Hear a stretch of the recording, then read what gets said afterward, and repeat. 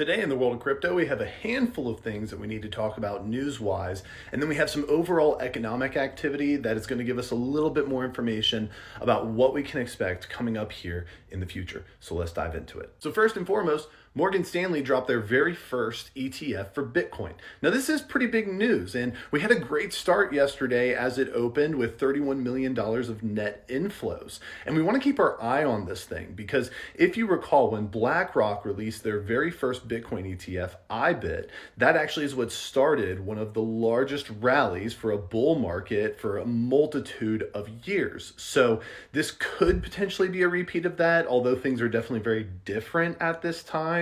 But nonetheless, it's something to keep an eye on because Morgan Stanley is a big player in the financial world and we want to know what's going on. Second, we just found out that Trump is going to be hosting a Trump coin gala on Mar-a-Lago sometime here in the near future. Now, we don't know any of the details. This information was just released, but I can only imagine it's going to be something like you have to have X amount of Trump coins to be able to attend, or whoever has the most is going to get a ticket to be able to attend. Of course, Trump has played this game time and time again with his coin to try and raise funds just for himself in all reality, although he has phrased it in a ton of different ways, but that's my personal take on the situation. So if it were me, I would not be touching this thing with a 10-foot pole. I am staying far away from Trump coin as I always have because in my personal opinion, not just with Trump coin, but with all meme coins, these things, in my opinion, are on the way out, whereas utility coins will be the firm foundation upon which crypto stands. Next, we got a couple economic activity updates. So the first being we got our PCE inflation for February. Now,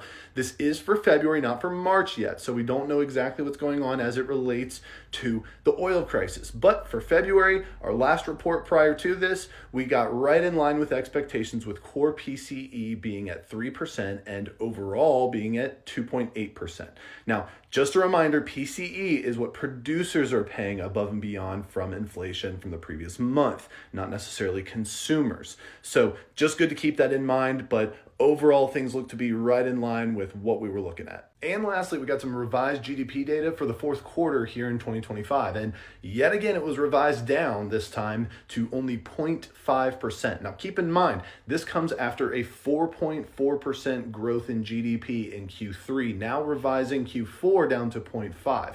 Of course, in their notes, the BEA decided that this was largely related to the government shutdown that happened in Q4, but it's hard to tell because even that they estimate is probably only about a 1% difference. So what happened to the other 3%?